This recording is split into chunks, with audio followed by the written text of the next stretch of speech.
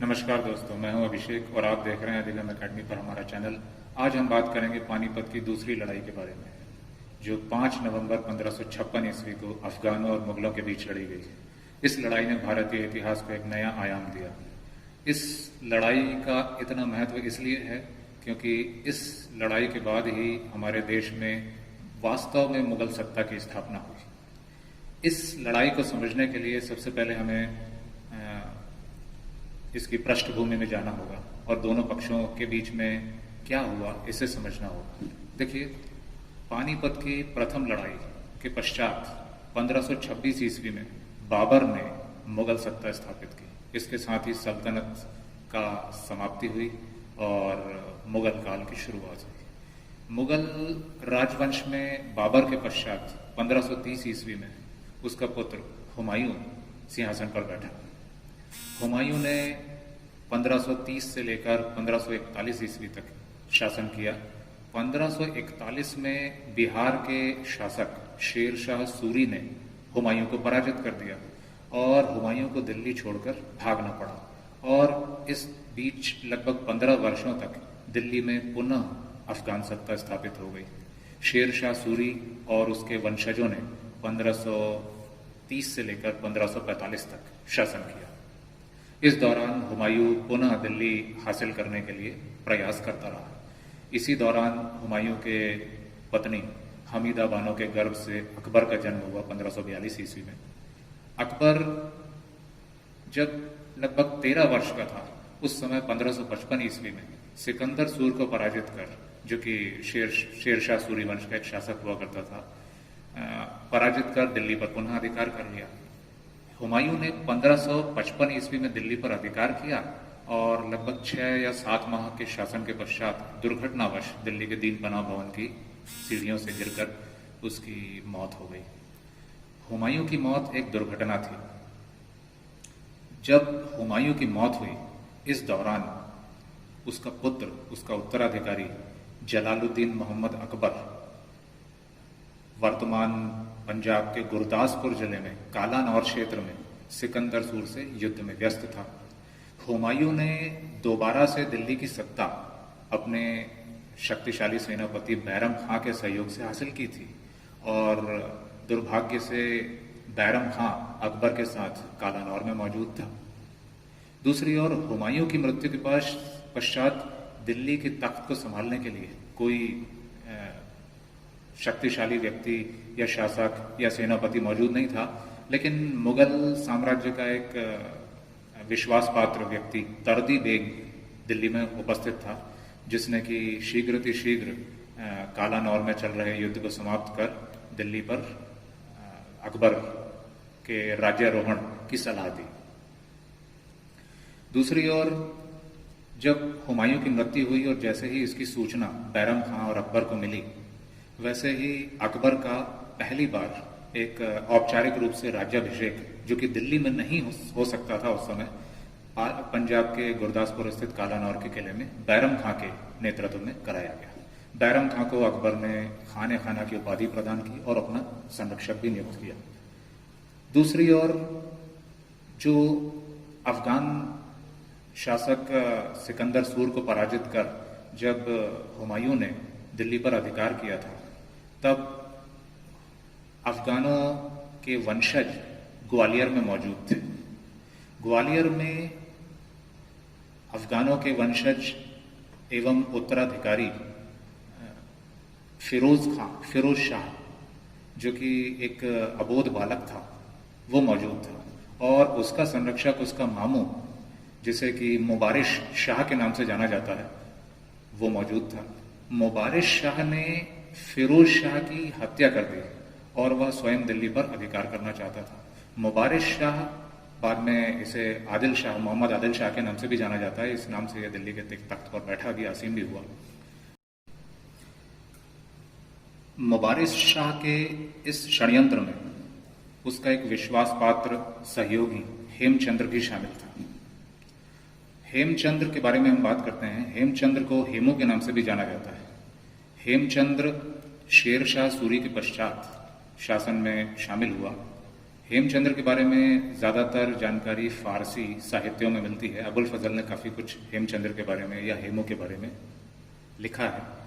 इसके अलावा अन्य फारसी जो लेख लिखे गए थे उसमें भी हेमू के बारे में कुछ एक जानकारियां मिलती हैं, जिसमें कि इसे धूसर जाति का या बनिया जाति का बताया जाता है और शुरुआत में यह नून का यानी कि नमक का कारोबार करता था। वित्तीय मामलों में इसकी अच्छी समझ होने के कारण इसे शासन में शामिल किया गया और मोहम्मद आदिल शाह ने इसे अपना वित्त मंत्री या अपना डिप्टी नियुक्त किया। अब आदिल शाह पुनः दिल्ली पर अधिकार करना चाहता था, जिसमें कि हेमू की भी सहमति थी। दूसरी ओर हेमू की एक बड़ी विशेषता यह थी कि हेमू ने कुल मिलाकर अफगानों के लिए 22 युद्ध में नेतृत्व किया था और सारी की सारी 22 लड़ाइयां या 22 युद्ध हेमू के नेतृत्व में जीते गए थे। तो हेमू एक बहुत अच्छा कमांडर भी था, जो कि जिसके बारे में ये कहा जाता है कि उसे घुड़सवारी नहीं आती थी। वो आमतौर पर युद्ध में हाथी पर बैठकर शामिल होता था। अच्छा, दूसरी एक खास बात यह है कि जो कमांडर होते हैं वो अपने कैंप में मौजूद रहा करते थे, लेकिन हेमू खास तौर से युद्ध के मैदान में अपने सैनिकों की हौसला अफजाई करते हुए शामिल हुआ करता था। अब आदिल शाह और हेमू ने दिल्ली पर अधिकार करने की योजना बनाई। दूसरी ओर दिल्ली में तर्दी बेग, जो कि मुगलों का एक कमांडर हुआ करता था या सेनापति हुआ करता था, वो दिल्ली को संभाले हुए था।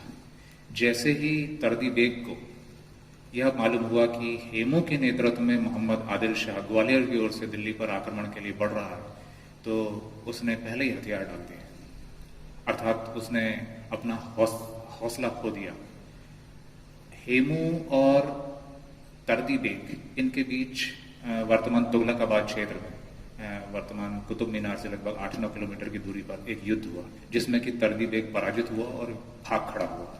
दिल्ली पर मोहम्मद आदिल शाह का शासन स्थापित हो गया और ये कहा जाता है कि मोहम्मद आदिल शाह ने जो हेमू है उसे विक्रमादित्य की उपाधि धारण की। कुछ इतिहासकार यह भी मानते हैं कि यह 14वां शासक था विक्रमादित्य की उपाधि धारण करने वाला। शासक मोहम्मद आदिल शाह था, किंतु वास्तविक सत्ता हेमू के हाथों में ही थी। हेमू बड़े स्तर पर अफगानों का मसीहा या उनका सरदार बना हुआ था और हेमू ने लगभग 8 से 9 माह दिल्ली पर शासन किया। इस बीच में यह सल्तनत काल व मुगल काल में या मध्यकालीन इतिहास में दिल्ली के सिंहासन पर बैठने वाला एकमात्र हिंदू शासक बताया जाता है। दूसरी ओर जब हेमू का दिल्ली पर अधिकार हो गया तो इसकी सूचना तर्दी बेग ने जाकर बैरम खां और अकबर को दी। उनके साथ ही एक और मुगल सूबेदार अली कुली बेग भी शामिल था। अली कुली बेग, तर्दी बेग, इन्होंने बैरम खां व अकबर को काबुल लौट चलने की सलाह दी और वहां से पुनः सेना तैयार कर फिर पूरी तैयारी के साथ युद्ध की सलाह दी, किंतु बैरम खां इससे सहमत नहीं था। तो ये बताया जाता है कि बैरम खां ने तर्दी बेग को कायर बताते हुए उसकी हत्या कर दी और ये भी बताया जाता है कि इसमें अकबर की भी सहमति थी।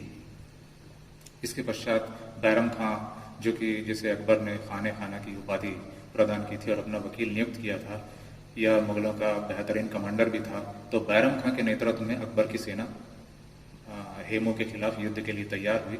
दूसरी ओर हेमू भी युद्ध के लिए पूरी तरह से तैयार था। हेमू का यह मानना था कि इस मुगल साम्राज्य के पेड़ को जड़ से ही समाप्त कर देना चाहिए। हेमू भी दूसरी ओर से अपनी सेना निकला और हरियाणा स्थित पानीपत के मैदान में दूसरी लड़ाई हुई 5 नवंबर 1556 ईस्वी को। इस दूसरे युद्ध में हेमू, जो कि एक अपराजित शासक था, उसकी सेना का हौसला बुलंद था और वहीं जो मुगल सैनिक थे वो घबराए हुए थे। और इस युद्ध में हेमू युद्ध में अपने जंगली हाथी हवाई पर बैठकर शामिल हुआ और इस युद्ध के बारे में और हेमू की वीरता के बारे में अबुल फजल ने काफी कुछ बातें बताई हैं। इस युद्ध में हेमू का पलड़ा भारी था।